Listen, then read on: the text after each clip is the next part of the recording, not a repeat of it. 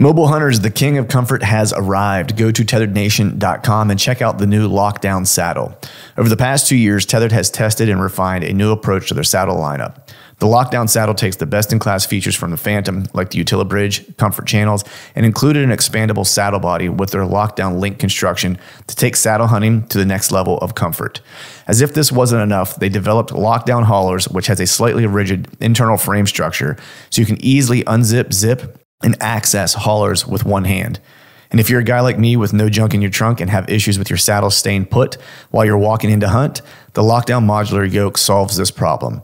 Whether you're new to saddle hunting or an old tree climbing veteran, go to tetherednation.com for all your saddle hunting gear.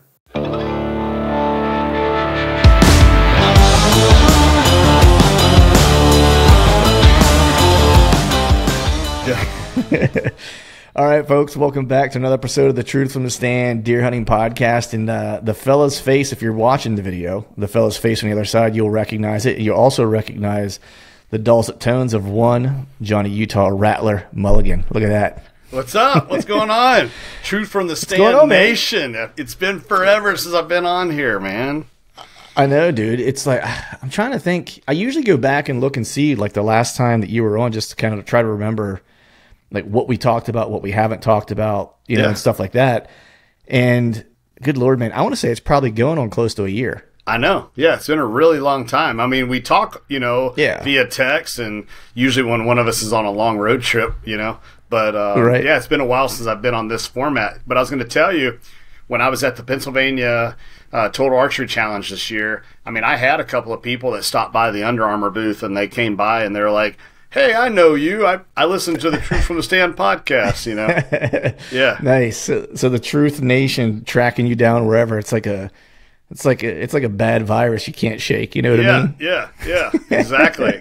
Yeah, no, it was cool, and I meant to tell you that, and amongst the travel, kind of forgot about it. But I mean, like with you with the podcast, and then me with the show, you bump into somebody that's familiar. Let's face it, as much as we think we know where tracking is, we don't, and I'm always, they're like, hey man, I watched the show. I'm like, where? Do you watch it on Waypoint? Do you watch it on YouTube? Did you watch it on Instagram? Like, you're just, I'm always like, that's my grassroots tracking. You know what I mean? I'm trying to gather my own analytics. Right. Or I'll get one of those like, hey, are you, so the best was at Jiu Jitsu. Actually, there's a guy, a buddy of mine, shout out to Darren, that I trained Jiu Jitsu with. He's roughly our age, purple belt, really good dude. And we were just standing talking one day. I was very, very new to the gym at that point, and we were just kind of shooting the shit. And he said something to me, and then I think I mentioned something about hunting, and he was like, oh, I hunt, and we were kind of talking for a second. And I started talking to somebody else. And it wasn't that he recognized my face, he recognized my voice, and he goes, hey, are you, he's like, he put two and two together. You know what I mean? Like, hey, are you, you got that podcast? And it was kind of funny. I was like, oh, hell no, F that guy. I was like, I ain't that guy. No. Yeah. He's like, you have a voice for TV. What? Right. Yeah. Voice for TV and a face for radio. Exactly. So that shit works out. Yeah. Nice. So what's going on, man? Like, let's start at the top here, dude, because otherwise I want to get lost, because you had all kinds of shit going on, like the past, just called even like 6 months, if you will. Yeah. So, and we're going to get into a couple things here, but the first thing I want to cover off on is that you and I were talking. So folks that listen to this know that I competed in a tournament like a while ago, but around the same time, you and I were, as you were saying before, we text, even if you're not on the show, it's like we're texting, we're talking every so often and stuff like that. And so, well, I had that going on and was getting ready for that. You were also at the same time getting ready for a competition as you were doing your first tactical games. Yeah. Which is crazy to me, because I don't know a whole lot about it. I know one other dude that does that stuff. He's actually my barber, actually does it. He's super into it. And so I knew a little bit about it just from him talking about it.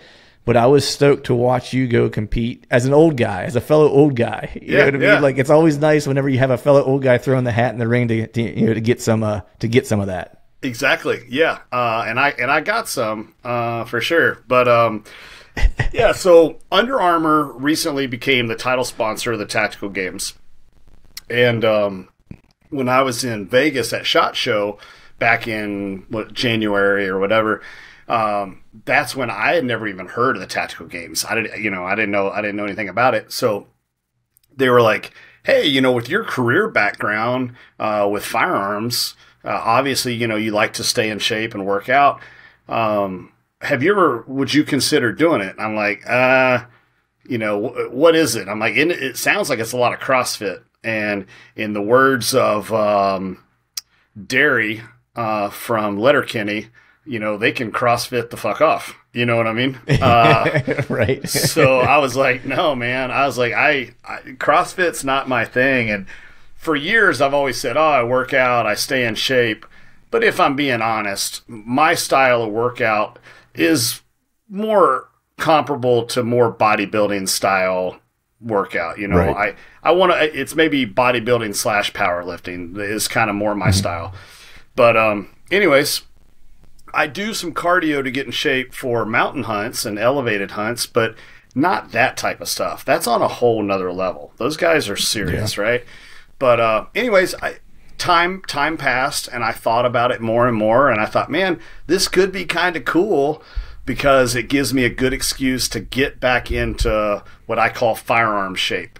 And since I left my career in law enforcement, I kind of put the guns away and hadn't shot a lot of pistol and AR-15 stuff. And I thought, man, this could give me a reason to get schooled up again. And the big picture is I want to support Under Armour in their endeavors. And then the third element was, as we know in hunting, a lot of these companies are kicking the dead horse. Everybody's trying to target the same damn eyeballs. And in the tactical games, it's no different. They're targeting CrossFit and they're targeting tactical and gun people, right? But they're not trying to pitch it to the hunting world. And obviously both of our followings that we've built have mostly been built around bow hunting, more so than anything. So I thought this could be pretty cool because my audience is probably going to see a lot of this for the first time ever. And it might stand out. And like I said, it might really help Under Armour. So I agreed to do it.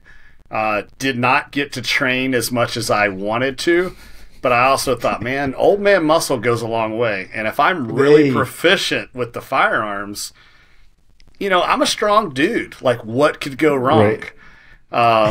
Famous last words. Exactly. The problem was I hosted that big dirt track race for my dad in Kentucky the day before. It's like 96 degrees, full sun.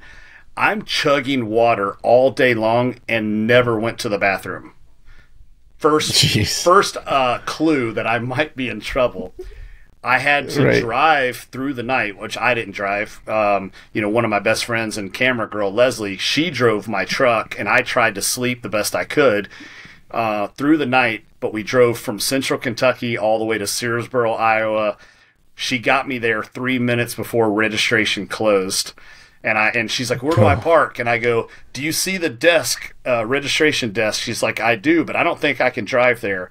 I'm like, this truck is wrapped in Under Armour camo. Fucking drive through the parking lot and drop me off at the desk. I'm like, nobody's going to say anything to you. She pulled up, I bail out of the right side, ran 20 foot, and they have to check the weight of your vest, and they got to check your pistol and AR-15 and your ammo and that kind of stuff. So did a 2-day competition. You don't know what the events are. Like, you know what style it's going to be, but you don't know the exact events. Basically, somebody, I'm convinced, they think, what would be the most painful thing to do to your body for a 20-minute event, and how can we throw some shooting in there? Oh, that's a great idea. This will be fun. And that's what we did. And right out of the gate, the first event was a 5K with wearing 25 pounds of gear. And I hadn't slept in 2 days. And I'm dehydrated and I hadn't eaten anything. And about halfway through the run, hamstrings, calves, everything just starts, balling up. And I was like, this is going to be a long 2 days. Yeah, boy. That's but you made it through, man. That's all that matters, man. Because sometimes, like, the way I kind of look at some stuff, man, is like, look, we like to compete, you know what I mean? Like, I'm not telling any tales out of school. Like we, you know, both of us and our group of friends in general, like we're not highly competitive to like to the point of like ruining friendships, but we all like to compete. We all like to see how good we can do, try to, you know, push ourselves to, you know, as far as we possibly can. Yeah. But we're also in that phase of life where we're chasing experiences to a degree. You know what I mean? Of like, you know, because what you said very early was like, this might be kind of cool. You know, I've never done one of these. Let's check it out. You know what I mean? Like that to me, just finishing, you know, and having the experience is kind of a win in itself. And that's kind of how I've looked at jiu-jitsu for the most part, especially like the first like tournament or whatever. It was just like, I have no clue what's going to happen. I've grappled before, right? Like I wrestled all growing up. So I'm like, I kind of know like a competitive setting and a tournament setting, but I haven't done it in 20 plus years, you know what I mean? 25 years. And this is completely different. So I don't know what this is going to be like, you know what I mean? But what the hell? Let's check it out, you know? And that I think goes a long way in just in anything really, you know what I mean? Like that just willingness to be like, hey, not sure how this is going to turn out, but man, I'm going to throw my hat in the ring and just see what shakes, and I'll learn something. Well, what is that saying? To do what you've never done, or to go places you've never been, you have to do things you've never done, or you know, something like that. I probably just something butchered real poetic. It. Yeah, I'm sure the original like writer of that is like, you know, but it's something like that. So everybody understands the point I'm trying to make. You know, I'm competitive. And I look at all of my buddies that I hang out with and talk to frequently. Everybody's kind of competitive, and that's where we've all gotten to where we've gotten to. Whatever small success or big success that we have, it's that idea of sometimes just being competitive with yourself. And so that goes a long way with common personalities, right? And you know, I'm a big fan of the adage of, if you're the smartest person in the room, you're in the wrong room. So I went in there knowing that I was going to get my ass kicked. Now, I also went in there knowing that if it's a bench press competition, I could hold my own. But that's not what that event is. You know, that's a different style deal. So, I mean, it was fun. I learned a lot. I know what I need to work on. Cardio is a big one. Yeah, that's a big one. And it's what do they call it? It's not aerobic. What is the name of that? It's like a type of cardio. Anaerobic? Anaerobic? Yeah, there's anaerobic. But I'm an idiot when it comes to that stuff, so I don't even know what anaerobic is, I'll be honest. So just going for a jog. It's not that type of cardio. It's the sprint like cycles kind of thing.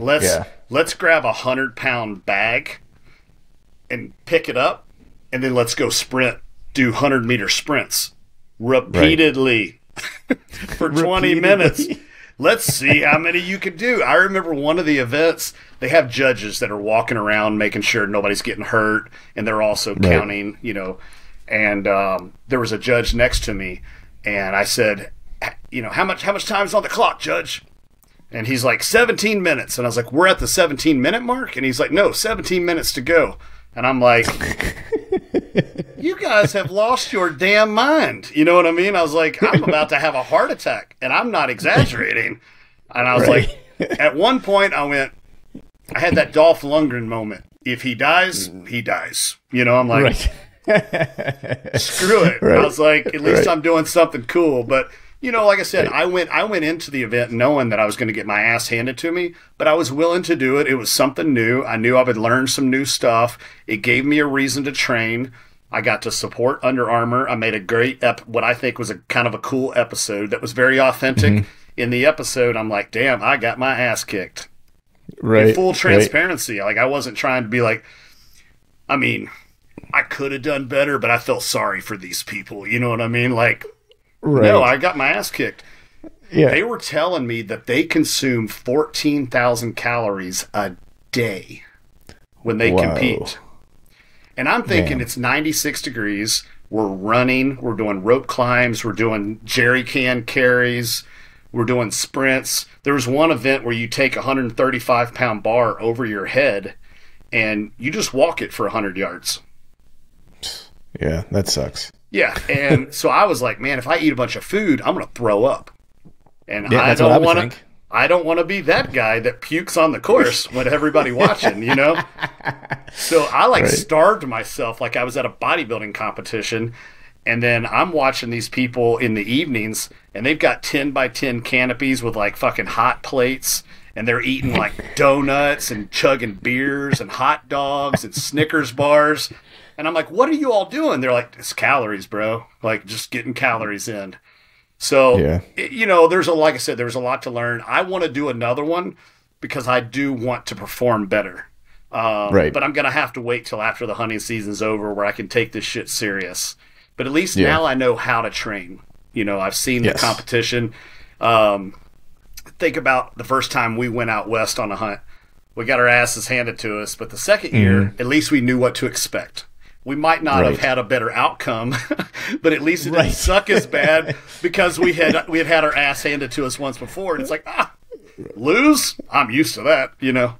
So yeah, exactly. It's like, man, it sounds like the beginning of my deer season. So I knew I was going to get my ass kicked. I could start every deer season like with that same statement. It's like, but that's cool, man.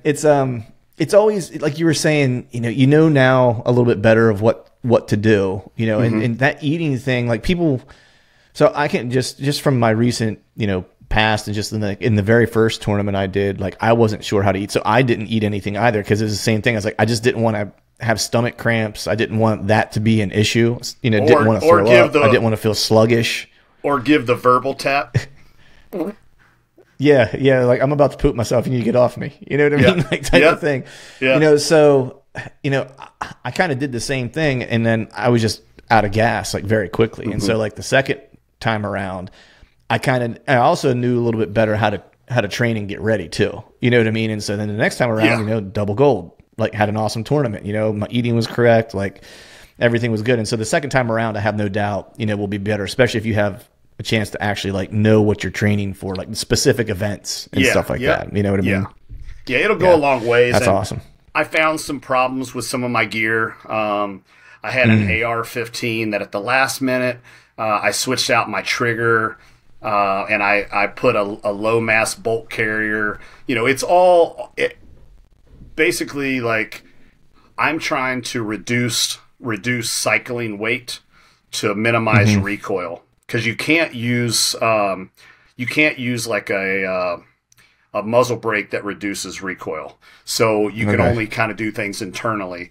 So I was trying to decrease some weight, which meant I had to make some gas block adjustments, and then I think I had a faulty gas block, so I had a bunch of misfeeds on the course, and so I mean it was kind of a shit show in all. But I had fun. I didn't quit. I didn't finish dead last. They made me. They wouldn't let me compete in the beginner category. They made me compete in a tactical category, and there were some heavy hitters. There were some badass dudes in there. Yeah. And I was like, I'm telling y'all right now, I do this again. I'm going to the intermediate class because I'm a damn beginner. Yeah. I'm 45 years old. You know what I mean? I'm an old man. Exactly. Out there running around with a bunch of young jitterbugs. I know, right? I know. Well, speaking of running around with a bunch of young jitterbugs, dude, so you went, like, one of the things I'm most stoked on is that, so as you were getting ready for that, and I was getting ready for that, the most recent tournament, we were kind of talking back and forth and stuff like that. And then you texted me out of the blue one day. Like, we hadn't talked in, it wasn't a super long time, but maybe it was like a month or something like went by or something like that where we hadn't, like, really talked. And I just get a text message from you. I don't remember if it was a picture of you and a gi or if you just sent me like words like that you started, but I literally smiled from ear to ear. And my wife was like, what's so funny? I was like, not funny. I was like, I'm stoked. I was like, John just started doing jiu-jitsu. And she's like, no way. And I was like, yeah. And I was like, it's cause I'm hell bent on trying to get all my good buddies to do it. Cause I just think it's that valuable. And I think it's cool that you added it because like for the tactical game stuff, like that cardio aspect of things, I mean, you'll have to do things specific to the events and stuff like that. Cause it's, and when you do things specific, it obviously helps you perform better in specific, elements. But jiu-jitsu, just from like a cardio movement standpoint, is going to be awesome. And I'm just curious, man, how has the first kind of like introduction to jiu-jitsu been so far? It's been really good. You know, in my law enforcement career, we did a decent amount. We had a lot of DT stuff that we did for that level. You know what I mean? The problem that I had at the time was I was a little hesitant and was a little more vocal with some of the newer guys, because you get a guy that goes to a jiu-jitsu class and it's a one-day class, and then the next night out on the road, he's like, you know what? I think I'm gonna rip a Kimura on this guy if this arrestee bucks up or whatever. And I'm like, you sure about that? Because you might actually just give him your arm and he might arm bar or break your arm or whatever. You know what I mean? I was like, I don't know that I'd be going for an Americana on the suspect that's injecting, you know, heroin and, you know, meth into his body, because he might just he might just bite your face, you know, while you're trying to pull an Americana or something. So that part was kind of comical to me, but it serves a good purpose, and I do think that law enforcement, there should be a lot more jiu-jitsu in law enforcement. I think the optics looks a lot better than just a traditional chokehold. You know what I mean? Yeah. And with everybody filming everything nowadays, I think that would be super important. But so, you know, I had been looking, you know, I'm good friends with Corey Anderson over at Bellator and good friends with Tim Sylvia, you know, former UFC champ. And I've been a big fan of UFC and mixed martial arts for a long time, and was looking, when I got to Iowa, I'm like, man, there's a lot of badasses that have come out of Iowa and Illinois, you know, Militich and Matt Hughes and Tim Sylvia and all these guys. So anyways, I was looking for a place, and even Tim Sylvia had been helping me look for a place for years. And he's like, man, the closest place I can find is like an hour and a half, 2 hours away. I'm like, well, I can't, you know, that's just not feasible. I can't do that. So I bumped into a guy at a hardware store, and he's the owner and head coach of a gym here locally. And nonetheless, I said, I'll be there Monday. And he's like, yeah, right. And I walked through the door Monday, and he's like, holy shit. Like, step one, you got to walk through the door the first time, you know. And you remember what that first day was like. You know, you're like, I don't know shit about fuck, but I'm here to learn. And that was my mindset from day one, is I said, look, I'm here for cardio. I'm here for flexibility. I'm here for the chess match, the mental side of it that I think it's going to bring. And he's like, super, super cool. Like, everybody has their own reasons why they want to do this. And it's cool that you know your reason, and it'll be interesting to see how it goes. And it started out, I was like, maybe I'll go one night a week.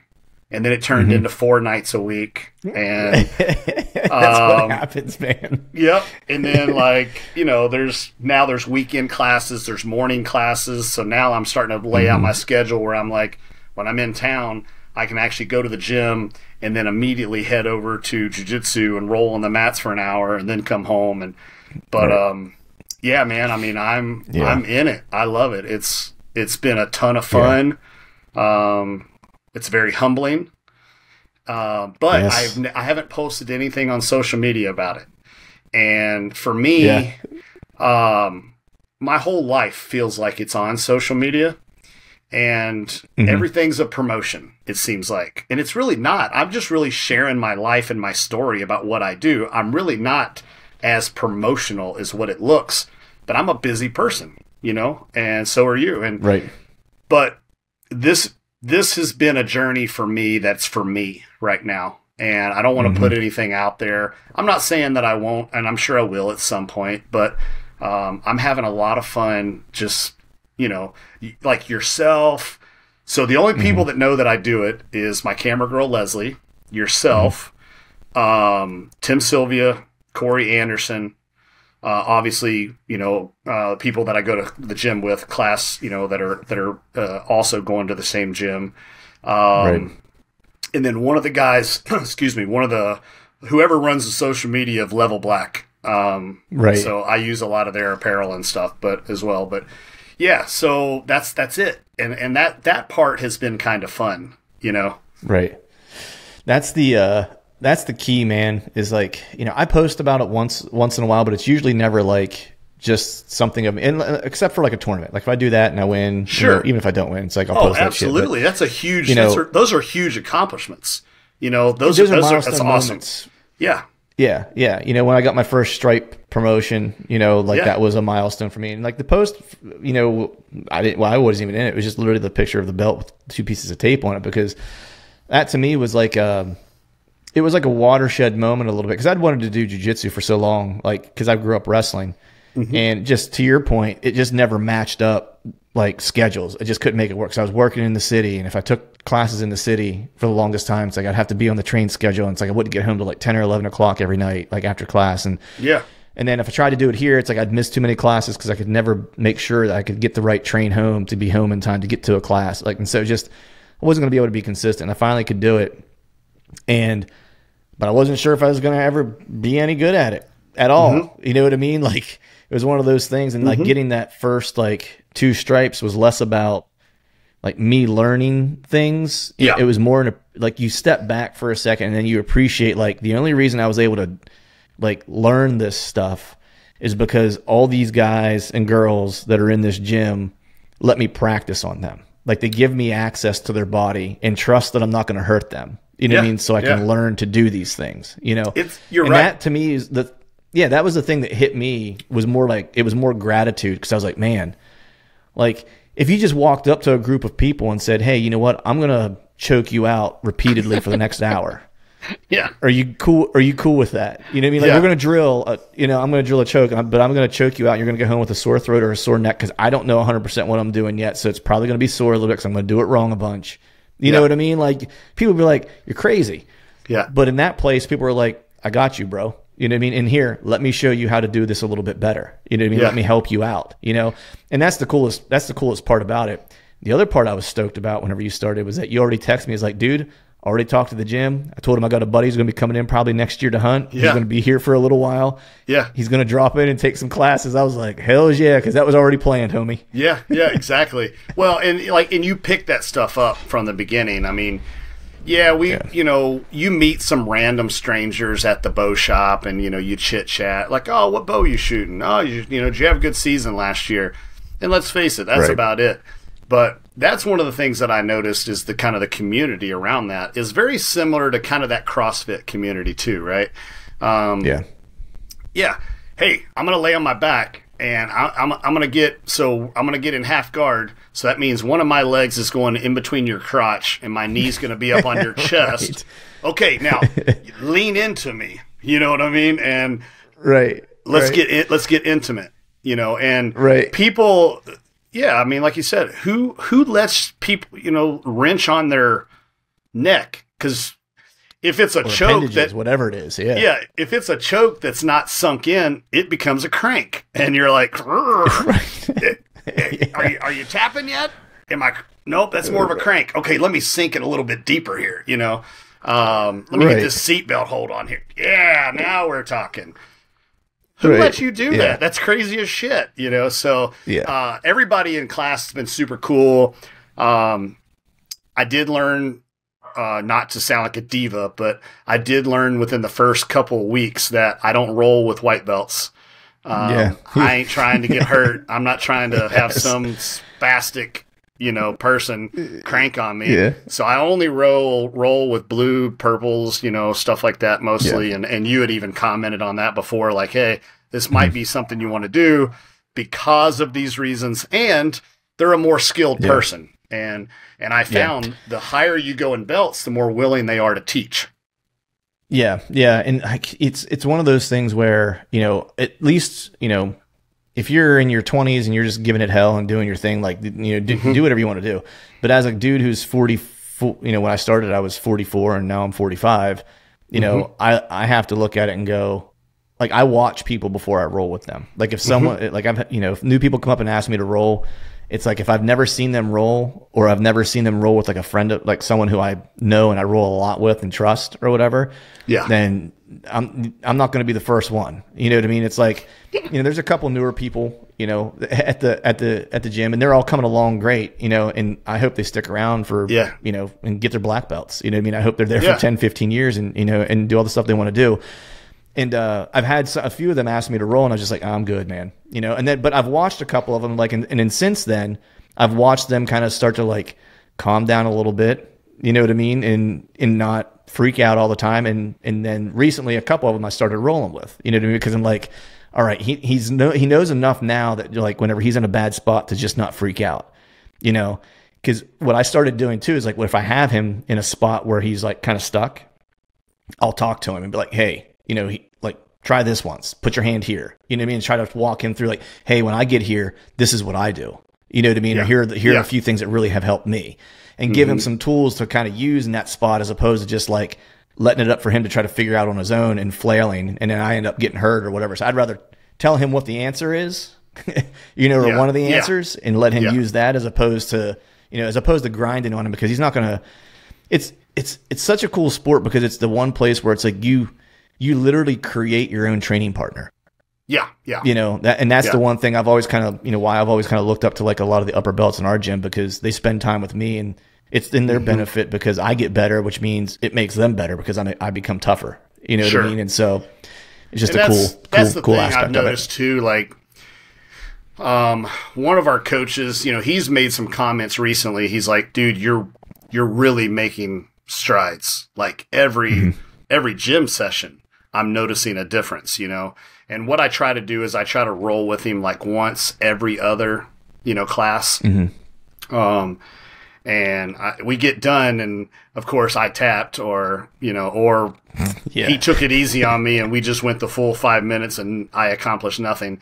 But he's like, I immediately, I'm like, mouthpiece out, and I'm like, am I getting any better? And he's like, yeah, dude, you're getting a ton better, because I'm like, okay. I was like, just making sure, because I feel like I'm still an idiot. But the most common thing that I've heard is, whether it's other white belts that I've rolled with, or blues, purples, whatever, and they're just like, dude, you are so damn strong. It's a shame you have no idea what you're doing. You know what I mean? So I'm like, it's a shame.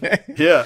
But nice. one of the coaches, he did give me a compliment. He told me the other day, he said, when you get this figured out, and it'll click one day, but he's like, when you get this figured out, like, you're going to be a problem, because you have, you're very big, broad shouldered, big, big arms, big shoulders, and you have a smaller torso, small waist.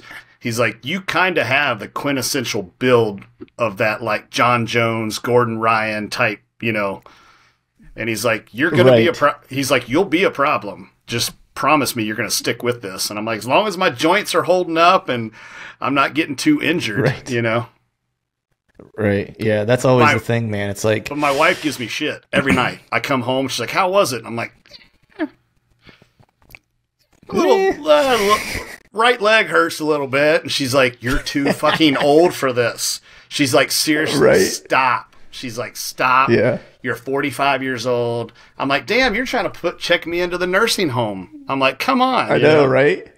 I know. Megan she doesn't always give me grief, but she's just like, she's more of the mind of, she's like, you need to like chill out, because you and I are a lot the same way, where it's like, we don't have like a slow button. It's like, I'm all in or I'm all out. That's kind of how it happens. I'm so addictive personality, Yeah. And so it's like, I'm usually like, right now I'm 5 days a week. Like, that's how often I'm at the gym, I wouldn't be able to walk. And well, I'm getting there, because it's like I got a sprained AC joint in my shoulder, which is why I haven't been able to really shoot my bow. It's like, it's getting better, but it's all jacked up. And then this week, it's like I broke a toe on like Thursday. I just walked off the mat, taped it up, went back in, finished rolling for like an hour.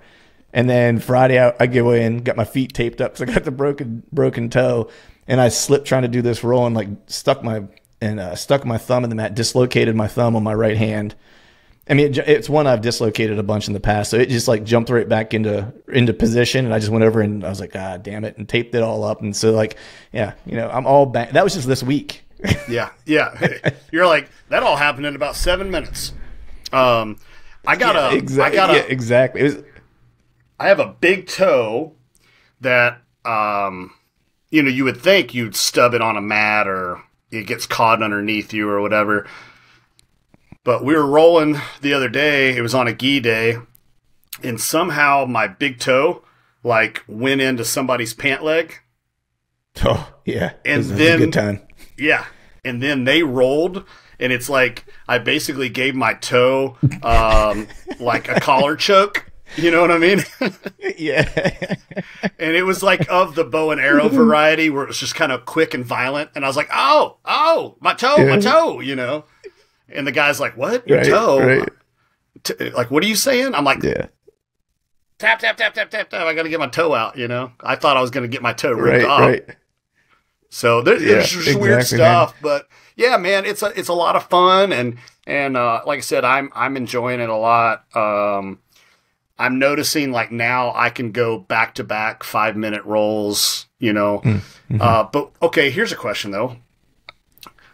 Every day, if we're flow rolling, and the coach is like, all right, we're just going like 60, 70%. That's like,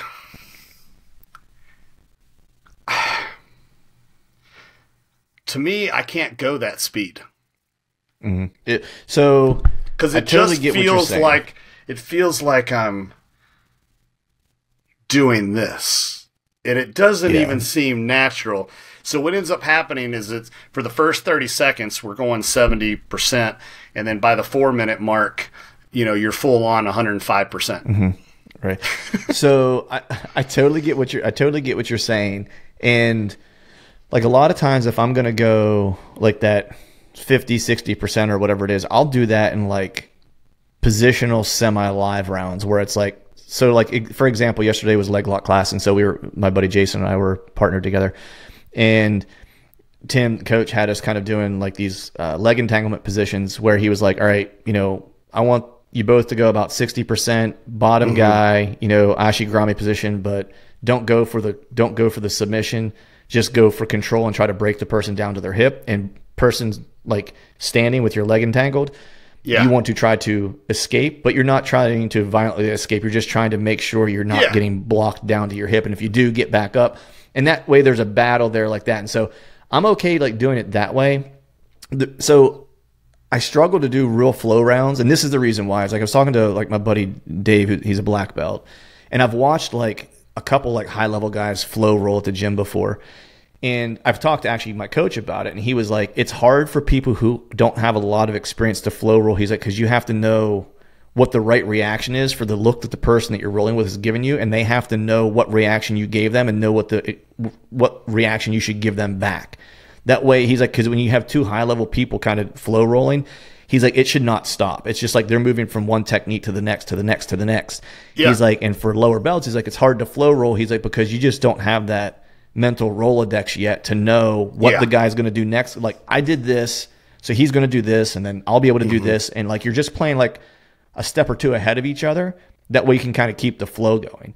And so it's like, I've stopped even trying to flow roll. I'll do that like lesser roll or flow roll, if you will, like in positional kind of sparring, if you will. You know what I mean? That way it's like we're getting something out of it, but it's not 110%.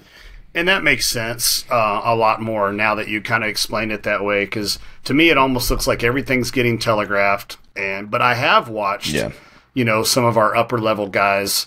It looks like synchronized swimming. I'm like, oh man, it almost looks like contemporary dance. I'm like, it's almost beautiful, you know. And that's where the art. That's where the art part comes in. It's horrible.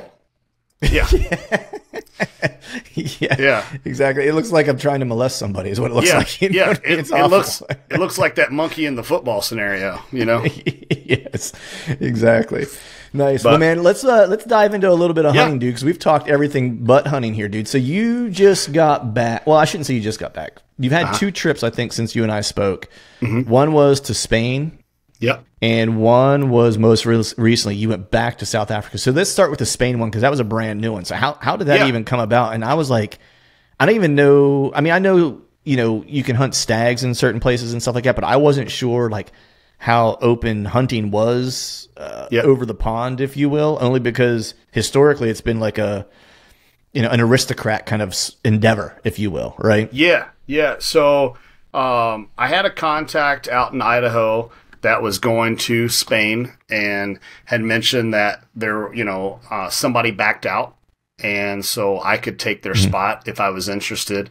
And I'm like, but Spain? I don't like. What are we doing? Like mainland Spain? He's like, no, it's actually the Balearic Islands. So there's 3 islands, and Mallorca actually translates to the Big Island, and so we're talking on the complete east side, you know, of Spain, over in the water. But anyways, I Googled pictures of Balearian goats, and it's the only place in the country that you can go hunt these goats on the island. And then when I got there, it actually got even more interesting because you hunt with a government official. And I mean, this official, he even has like the armband and all this kind of stuff, you know. But what they have is, it's kind of interesting. So they have an 80-20 rule there. What had happened is the locals had a bunch of ag goats, and they just released them. Just didn't want to care for them anymore. So what happened was the ag goats started breeding with the purebred goats.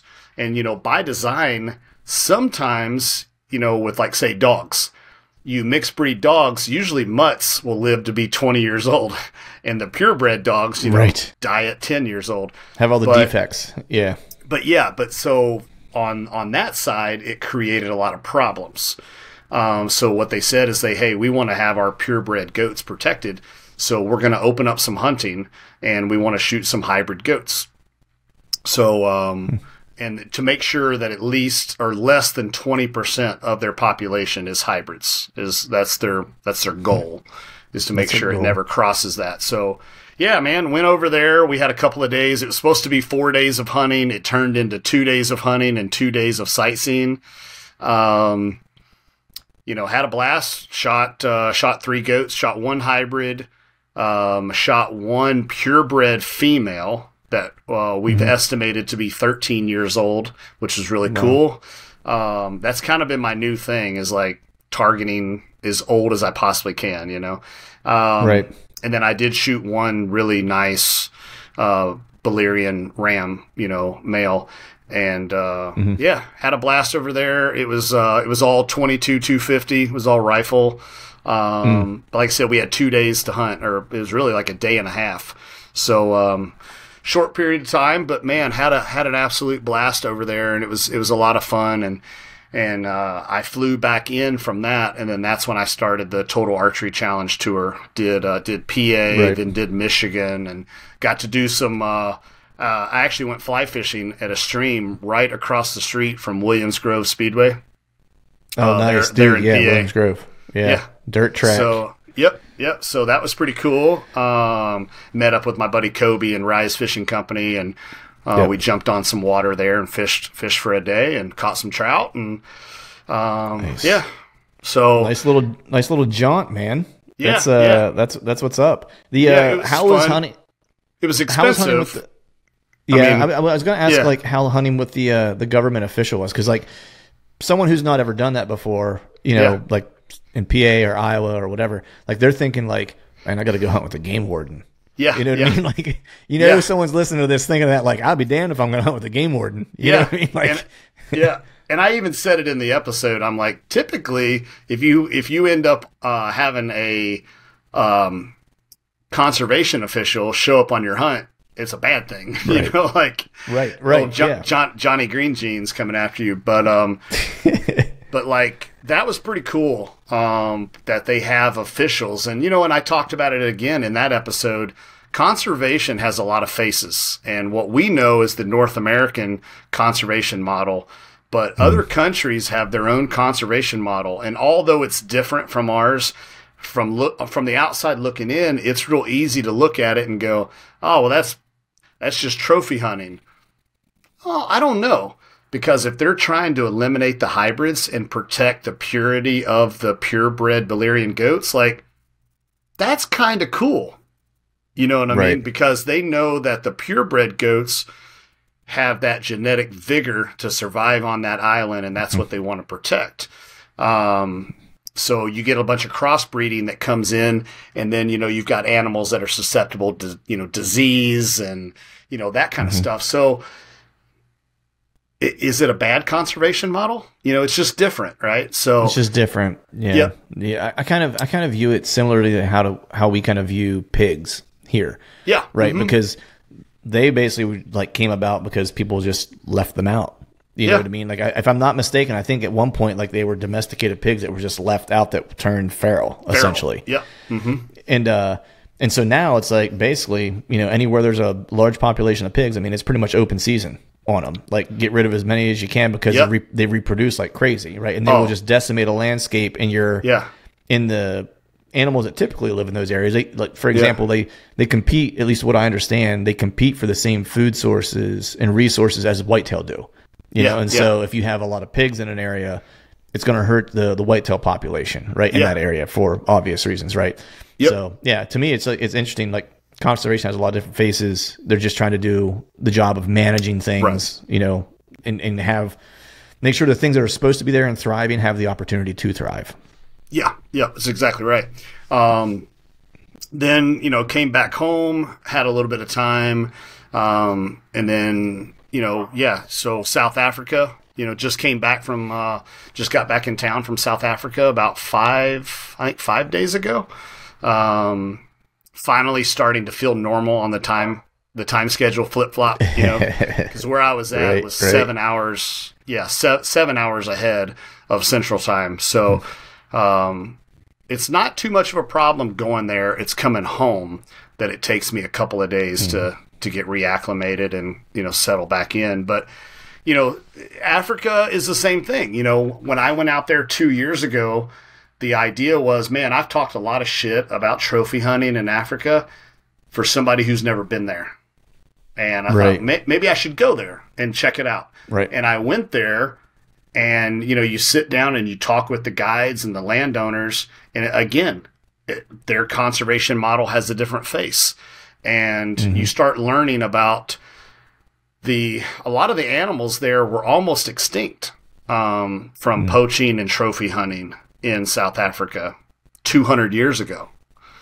Then you look at the way the government has changed things, and they said, look, here's what we're going to do. We're going to set mandates on the fences that you have to put. It's got to be an 8-foot tall fence. It's got to be 21 strand. I mean, it's very specific as to how it has to be, erected. But if you're willing to put up these fences, then the animals are yours.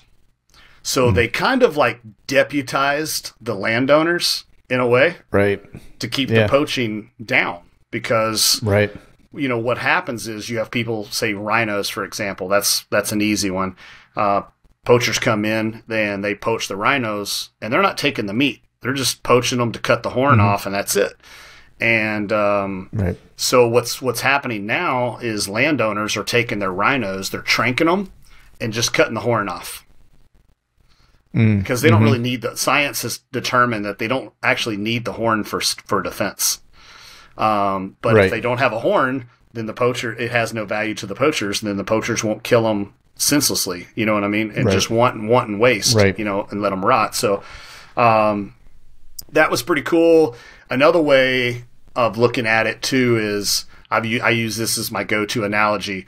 If you had a gallon of milk in your fridge, and your local Wegmans or whatever, Sheets or whatever, if you couldn't go buy another gallon of milk for 3 weeks, you're going to ration the shit out of that gallon of milk. You know what I mean? So because the animals are owned by the landowners, it has a value. Now, it's easy to look at that and say, you put a price on that animal, it's trophy hunting. But hear me out. Because let's say I have a male and a female. Well, I'm not going to let somebody come and kill those two animals. I need those animals to breed. And then I've got to wait for those young animals to grow up a little bit so then they can start producing. Okay, now we can hunt one or two of them. But I'm never going to eliminate my breeding pair, because it's not a renewable resource if you kill it off. You don't have any more. So by putting a monetary value on it and making it a business, it protects them, and they don't overhunt. And of course, they only want you to kill the oldest one. You know what I mean? They don't want you to kill the young ones that are producing. So, like this year, the Gemsbach that I shot, which is the black and white one that had the big like needle horns, we're estimating that she was essentially 12 to 14 years old. And right now, the Gemsbach females should be pregnant, and she was not pregnant, which tells us that she's dry. You know, she's past her prime. Yeah, she can't even produce anymore. So I don't care what anybody says. Like, come at me, bro, with that wasn't being selective. You know what I mean? Right. Yeah. Yeah. That's awesome, man. And then what was the other what was the other one you got? I shot 2 wildebeest when I was there. Wildebeest, yeah. And how was that, dude? Dude, I'll put it this way. If I had a freezer full of Wagyu beef and somebody brought me a fresh wildebeest in, processed, and I've got to make it a choice, I'm pitching my Wagyu beef. Really? Yeah. It was that good? Yeah. Yeah, wildebeest is phenomenal. It's the best meat I've ever had. Wow. That's crazy. How was hunting that? So I the first one I shot with a bow out of a blind. You know, on a water hole situation. They're not friendly. They're not friendly. So they call them the poor man's Cape buffalo, because they're essentially they're kind of the same. They're a herd animal. You know, they have the big horns. You know what I mean? Kind of very similar. Not quite as mean as a Cape buffalo, but but I shot the first one with a bow. And the second one I shot with a rifle. The second one we actually hunted a different location, and we did a spot and stalk with the rifle. You know, belly crawling, knee crawling, and that was a lot of fun. You know, because they wind you like a whitetail. You know, you got to stay low, and you got to keep as the wind was shifting. We were doing the same thing that we do with a lot of our animals. You know, with a lot of our mule deer, elk, or whatever. You know, so that was cool. I did, like I said, I shot the Gemsbach, and I shot another Impala. You know, I have a 63 Impala tattooed across my back, so I love Impalas. But and then Leslie shot a kudu. You know, I shot one last year, and she kind of fell in love with kudus and stuff, and so she had an opportunity to take one, and we estimated hers to be like 12 years old. She shot a really, really old kudu bull, which I was proud of her for taking that. And then she shot an ostrich. That's cool. Yep. And what else did she shoot? She wanted to shoot a warthog last year. She didn't, and she shot a warthog this year. Nice. So that was pretty cool. So I think I ended up shooting 5 animals. She shot 3. The episodes are working out to be 4 and 4. So it's really cool. But yeah, so I'm anxious for these episodes to come out. Nice. What's the logistics of like getting that stuff back, or like mounts and stuff like? Because I know the meat has to stay, right? If I'm not mistaken. Yeah. You eat as much as you can. Regulations don't allow you to export the meat yet. I'm hoping someday that changes. But so. All of the outfitters, you know, they know that you're not local, so they know that there's going to be some problems with logistics trying to figure it out on your end. So they work with a lot of tanneries. Because I have a good taxidermist, you know, Old Barn Taxidermy here in Iowa that I work with, I do what's called dip and ship. So essentially they're just tanning the hide, you know, in a salt sodium base to set the hide. And once it fully cures and dries, then they crate it up, and then they ship it. So the tannery works with a shipper, with an exporter, and you know, they build a custom box, you know, wood box crate, and like, so I just a week and a half ago, I got an email from the tannery from last year's hunt, and said, "Hey, we got everything crated up, and we're ready to ship all your stuff." So all the animals that I shot last year, all the animals that Leslie shot last year, and then my camera guy, Drew, that was with us last year, he shot a zebra. Nothing's mounted. It's all just skulls, horns, and hides, capes. Okay. It's going to cost us $2,000. to get shipped from South Africa. So, we'll split the bill 3 ways, and so it's not, it's not great, but it's not horribly hateful, Right. It's not as bad as it could, as someone might think. Yeah. Yep. And, and that's one of the things about Africa too is, so, I'm going to be putting together a couple of packages with some dates. I'm going to work with these outfitters, and we're going to pick some dates, pick some packages that, myself and Primal Divide are going to kind of co-endorse, because these are places that I've been to and I've vetted. But when you look at Africa, it's a lot more affordable than what people think. And for the reasons being, let's say you and I decide we're going to go to Africa next year, and we book our flights. We pay for our flight. If we were to book it now, we could probably get a deal at like $1,200 round trip. So we're going to pay that now.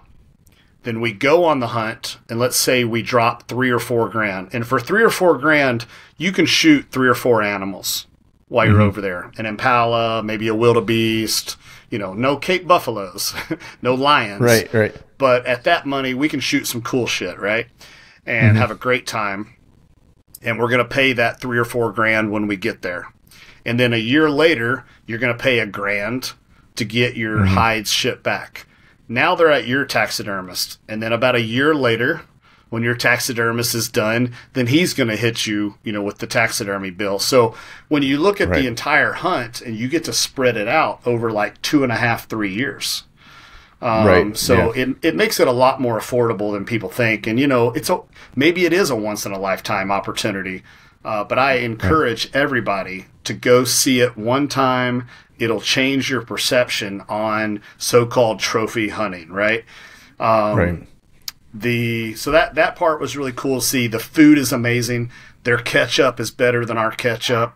I'm allergic to bread, but when I'm there, I eat loaves of bread every day and not one single problem. So am I allergic to gluten, or am I allergic to American processed crap?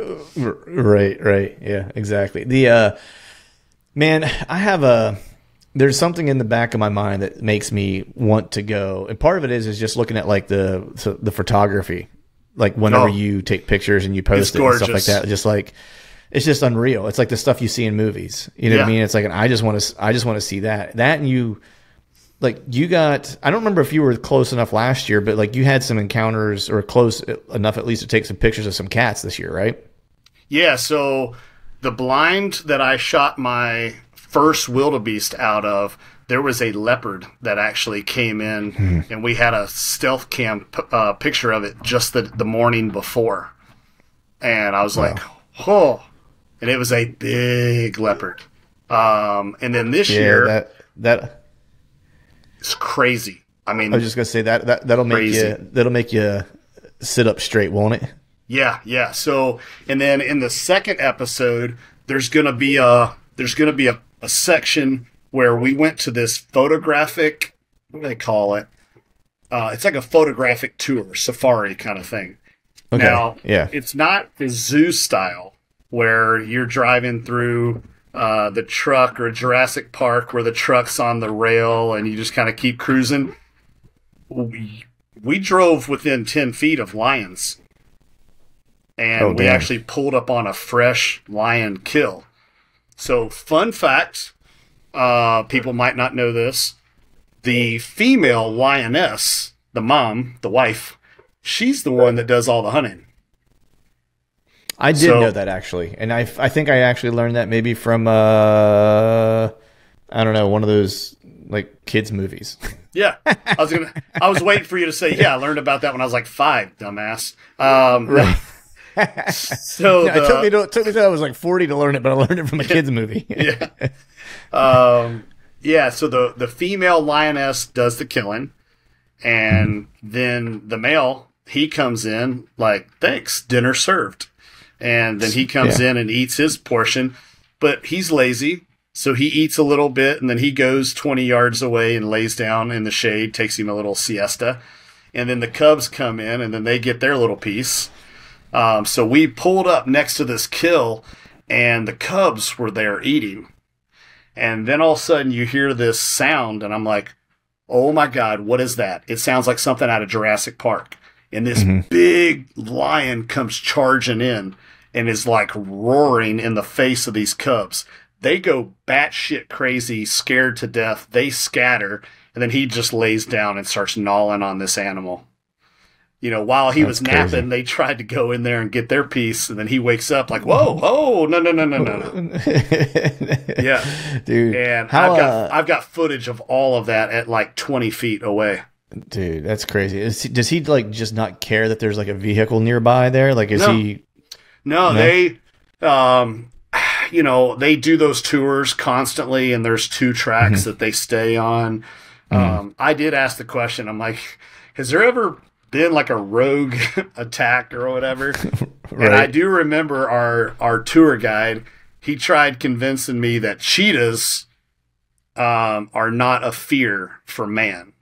And I'm like, I was about to say, how about you jump out and take a lap around this jungle next to that cheetah? Let me see what happens. Yeah, I'm pretty sure you're going to look like food. You know? Yeah, I'm like slow food. Yeah, and then we went to another place that was it was a protected, like a captive place for lions, like injured lions. You know, they bring them in and make sure they're rehabbed before they release. So they were in smaller pens and cages, basically, kind of like, typically, like a zoo type situation. Right. And I go walking past it, and one of our guides, he goes walking past it. We had one of our trackers that was with us. He went walking past it. It was this white lion, gorgeous, just beautiful creature, freaky eyes. And then Leslie comes bringing up the rear, and it stands up and starts following Leslie at the fence. And she's like, see? Wild animals love me. And I went, no, you're 5 foot tall. He's looking at you that you're the easiest target right now. You know what I mean? Right. Yeah, exactly. Yeah. And then he took a swat at me. I mean, granted, there was a fence in between us, but I was getting the camera really close to the fence trying to take some cool pictures. And he charged in and took a swat. And I was like, I'm out. All good. I'm out. Yeah. I got to change my drawers. I don't want none of that smoke at all. None. No. Jiu-Jitsu hasn't prepared you for that. No. I was like, man, I don't know what that was, but I don't want any of that. But no, so it's a cool experience. I mean, really, the worst part about it is probably the 15-hour flight there and back. Right. But I caught up on some sleep, watched some movies. Yeah. Airplane food's not horrible. Yeah. It could be worse. First world problems, right? Yeah. All right, man. So let's transition now to whitetails. We got whitetails coming up. I open here as you and I are sitting here talking in like 3 weeks is when my stuff officially opens here in the special regs unit. But what are your plans for this season? Where are you hunting? Like what states you're going to be hitting? What species you hunting? Like what's the game plan? So I'm going to be heading down to Kentucky in a couple days. I need to hang some stands down there. I've got an area that's already kind of been pre-scouted by one of my buddies on his farm. So need to get down there and hang some sets. Season starts there September 2nd this year.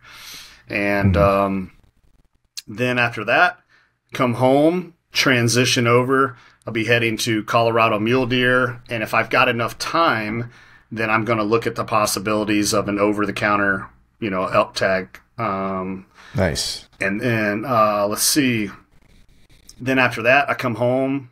And all of these hunts are like 4 day. There's like 4 day break in between. But then I'll come home. And then I'll actually be coming out to the great state of PA, October 1st. There you go. Time frame. Yep. I'll be hunting up around that St. Mary area.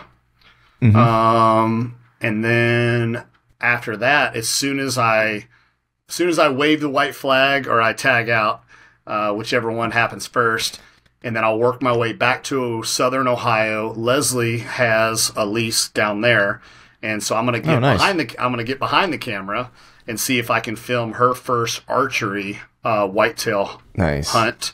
And then I told her, I was like, load up with doe tags, as well. Don't just do any sex tag, because you need to see arrows go in. You know what I mean? Like, let's see if we can get you a couple of kills this season. and we'll have a ton of coolers. So, you know, there's not a problem. Grizzly will make sure that I've got a ton of coolers to get meat back home. But then after that, then I'll head back to Iowa and start getting things going here. You know, because Iowa season doesn't open till October 1st, I've never been a big fan of post hardhorn 85-degree hunts. The deer just don't seem to want to cooperate. You know what I mean? I love early season patternable velvet bucks. You know, and if our season opened up September 1st here, I'd be here September 1st. But because it doesn't open until October 1st, those first 2 weeks aren't that important to me. And then, as you and I have talked about on several podcasts, I don't know if it makes me a fair weather hunter, but I don't really think about Iowa whitetails until the first cold front of October. Right. Yeah, and I don't think it makes you fair weather, man. I think you've been in that area long enough now, and you've hunted specifically like the one parcel, you know, but just in that general area, you know, where you hunt, that you kind of know like how those properties that you're working, how they operate. You know what I mean? And you know, no need to booger up my stuff. When the best time to spend time. Yeah. Yeah. You know what I mean? It's like if you're just going to do damage, just stay out. You know what I mean? It's like, that's just all that's all there is to it. And you've watched it long enough. You have some dates kind of earmarked, man, that you've found that you either found success or that you've seen like bananas activity. You know what I mean? So, you know, at October 26th, October through 26th to 28th, man, if I can get even a 20-degree cold front in that time frame, dude, it's bananas. I mean, it's almost like a mini rut. It's crazy. Yeah. And then you have the date in November that, you know, like the couple day window that you always historically every year, it's like this 3-day window is going to be fire. Yep. I've been here 7 years, and I've killed 4 of my whitetails in the same 48-hour block. Yeah. Yeah. So as far as like, and none of them were at the first week of October. No, it's like, well, I could just wait till November 8th and then climb a stand. You know what I mean? Right. So it's weird. Yeah. I mean, go ahead. Like November 7th, November 8th. I mean, those are notoriously, those have been, that's the kickoff, you know? And I remember when I first moved here, a buddy of mine, Ryan Iberg, he used to film for Dan Johnson years ago, and Ryan, he was like, dude, he goes, I'm telling you, when you're out there, you could be sitting the same stand on November 6th and not see a single deer. And then on November 7th, it's like somebody took like a set of like dice and just and fireworks. You know what I mean? He's like, you know, you don't see a single deer of any sex one day, and then you see 29 deer, and 14 of them are bucks run underneath your stand the next day. And I'm like, you're full of shit. Yeah. It happens. You know, it's pretty crazy. It happened. Yeah. Yeah. What do you have for targets, man? You got some prospects this year? Yeah. You know, last year, I didn't have any good deer on my lease. Really, I haven't had any good deer for about 2 years. But last year there was one buck that, you ever have those deer that you're like, you're asking for it. I mean, you're like begging to get shot. You know what I mean? But I held true. It was hard because I'm a Kentucky hillbilly at heart, and it was hard. Right. But I kept letting this like 145 go, 145, you know, and I'm like, oh, man. I was like, but he's cool looking. You know, he's a cool deer. And I was like, how old is he? Is he 4? You know? But I ended up passing him. And he has shown back up. And it looks like he's turned into like a 160.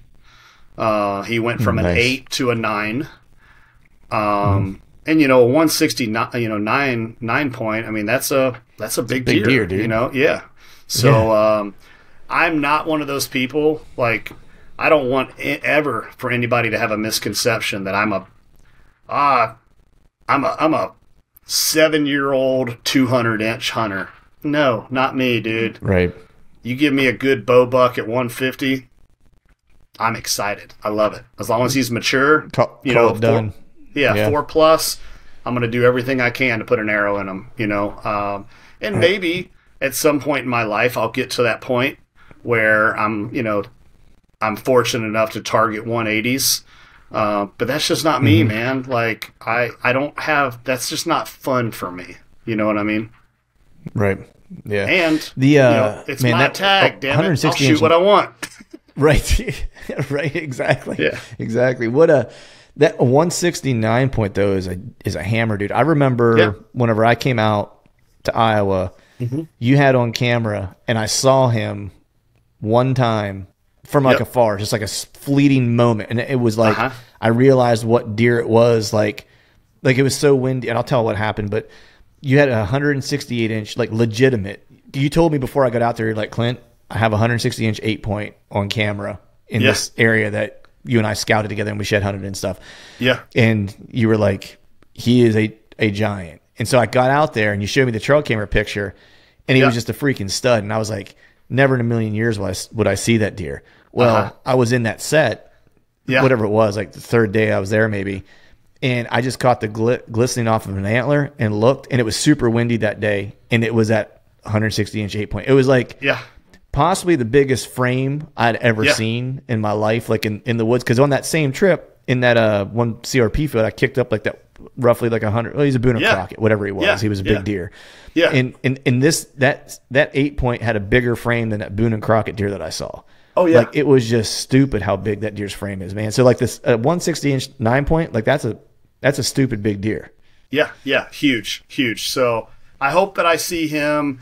There was a deer that I never saw him with the naked eye last year, but I had a couple of trail camera pictures of him early.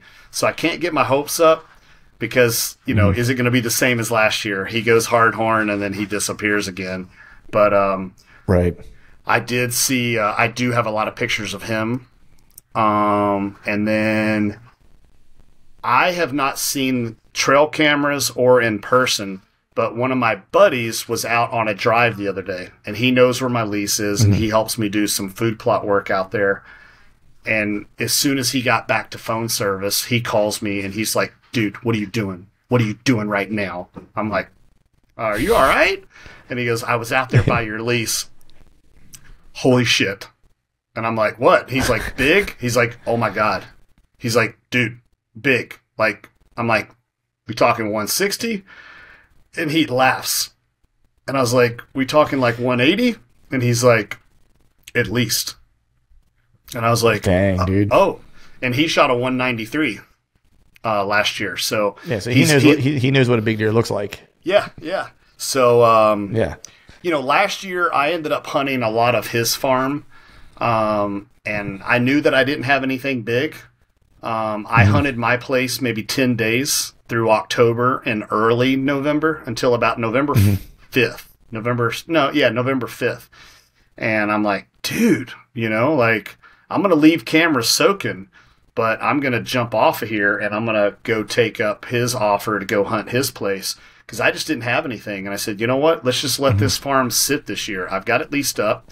Other than my trespassers that get to hunt there for free on my back. Right. Nobody else will be hunting it other than the 3 or 4 people that are going to sneak on every year, I'm such a nice guy. I might run for city council, being that I let everybody hunt my lease. But, it's kind of a shit show. But my lease is for sale right now. Oh, wow. So it's still on the market right now. So as of right now, I still got a place to hunt, but should that property get sold, I mean, I might not, at any time, I'm 30 days away from not having a place to hunt. So kind of worried about that. My buddy with a big tractor, I've got him on standby. I'm like, hey, if it goes under contract, we've got 30 days to get, blinds off and, stands out and all that kind of stuff. Yeah. So I'll be super bummed. But, I saw a post the other day and it was kind of a comedy thing about what it's like trying to door knock for permission. You know what I mean?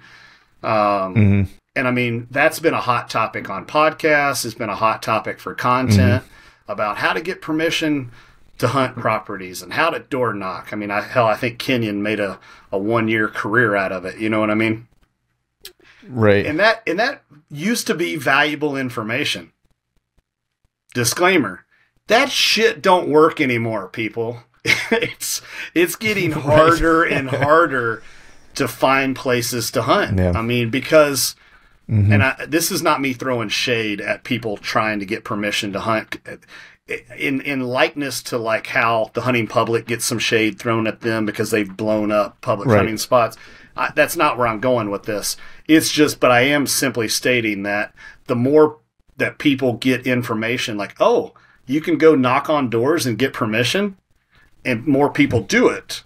And it's just, there's just less and less property out there. Inherently, those who are willing to give someone access, you know, if they are hit up, they likely have already given out access at that point, and so then there are fewer. It's a numbers game, you know. It's like, especially whenever so many places are getting built up and like, you know, urban sprawl and all that stuff. I mean, you can sometimes have a little bit of success, like around where I live. Like, truth be told, it's like I've never gone and knocked on any doors around here. A buddy of mine has, and he had a really good in because his family was like a very valuable member of the church and stuff like that. And like they had a lot of contacts through that. And so landowners that were part of the church, you know, would give him, access, you know, because he knew them. He had a relationship with them, you know what I mean? But like, if you're just going up straight cold knocking, like that's a hard sell, man. Yeah. Yep. Yep. Exactly. But and it's like I said, I mean, it's not a situation, you know, and I'm not hating on people for doing it. I mean, hell, I'm trying to do it myself. You know what I mean? I haven't had any success. It is harder, you know, when you're not native to an area and people don't know you as much. Like when I moved here, it's not that I'm antisocial. I just, you know, kind of keep to myself. That's my personality. You know what I mean? My friends are my friends, and you know, we're not members of the church, local church, and, you know, we didn't grow up here, and I don't have any aunts and uncles to help introduce my last name anywhere. So it has gotten tougher. And, you know, for example, there was a farm that just sold here a few months back that, I mean, it was like 1,000-acre piece, and some people were able to hunt that. And, you know, one guy buys it, and that's it. So now those 3 or 4 people, now they're displaced. So now those are 3 or 4 more door knockers or people that are securing up another available possible lease. So we see it all the time.